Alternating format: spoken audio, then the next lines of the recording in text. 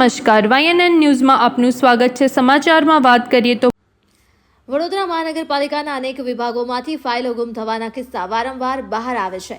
જાણવા મળેલ માહિતી મુજબ 150થી વધુ ફાઇલો ગુમ થઈ છે તેવી ચર્ચાઓ ચાલી રહી છે। અત્યારે અમારા દ્વારા મુખ્યમંત્રી પોર્ટલ પર ફરિયાદ આપવામાં આવી હતી, ત્યારે અતાપી વન્ડરલેન્ડ થીમ પાર્કની મૂળ ફાઇલ મ્યુનિસિપલ કમિશનરના કેમ્પ ઓફિસમાંથી મળેલ ન હતી।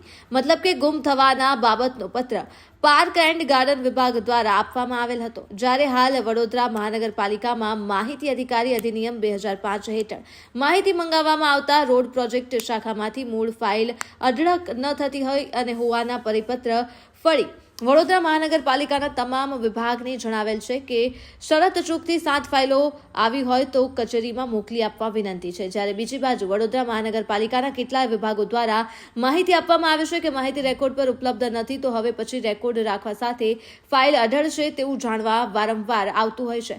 ત્યારે વડોદરા મહાનગરપાલિકાના તમામ વિભાગોમાં આપના દ્વારા પરિપત્ર કરવામાં આવે અને કેટલા વિભાગની કુલ કેટલી ફાઇલ અઢળ છે તે શોધવા વિનંતી છે, અને ફાઇલો ના મળતી હોય તો જે તે વિભાગના જવાબદાર અધિકારી સામે આપના દ્વારા પોલીસ ફરિયાદ દાખલ કરવાની માંગ સામાજિક કાર્યકર અતુલ ગામેજી દ્વારા કરવામાં આવી હતી। અનોખી રીતે કપાળ પર અઢળ લખીને અધિકારીને આવેદનપત્ર આપવામાં આવ્યું હતું।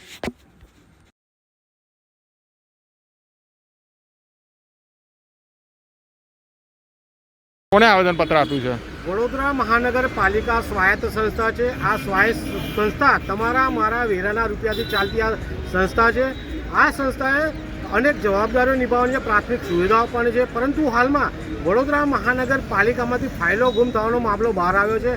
હાલમાં આરટીઆઈ જ્યારે કરી ત્યારે રોડ શાખાની 7 ફાઇલો ગુમ છે, બીજા એક ડિપાર્ટમેન્ટની 1 કરોડની એક ફાઇલ ગાયબ છે। આપણે ટૂંક સમય પહેલાં મુખ્યમંત્રીમાં પીજી પોર્ટલ પર ફરિયાદ જ્યારે દાખલ કરી ત્યારે અતાપી થીમ વન્ડરલેન્ડ પાર્કની પણ ફાઇલ મ્યુનિસિપલ કમિશનરના કેમ્પ હાઉસથી અઢળ છે, એટલે મળતી નથી। જો આવી બધી ફાઇલો અઢળ હોય, મળતી ના હોય, તો ક્યાંક ને ક્યાંક વડોદરા મહાનગરપાલિકાના અધિકારીઓ અને જે કોન્ટ્રાક્ટરો છે આ લોકોના ભ્રષ્ટાચારના કારણે આ ફાઇલો ક્યાંક ને ક્યાંક ગાયબ કરવામાં આવી રહી છે, યા તો બતાવવામાં નહીં જાય તેવું અહીંયા ફલિત થાય છે। આજે જ્યારે અમે કમિશનર સાહેબને મળ્યા છે ત્યારે જણાવ્યું છે કે જે વિભાગની ફાઇલો ગાયબ થઈ હોય એ વિભાગના અધિકારી સામે ફરિયાદ દાખલ કરવામાં આવે તેવી માંગણી કરી છે, અને જેટલી ફાઇલો અત્યારે ગાયબ છે એની તપાસ કરવામાં આવે તેવી માંગણી કરતો આજે આવેદનપત્ર વડોદરા શહેરના મ્યુનિસિપલ કમિશનરને આપ્યું છે। Subscribe now and press the bell icon. Never miss an update.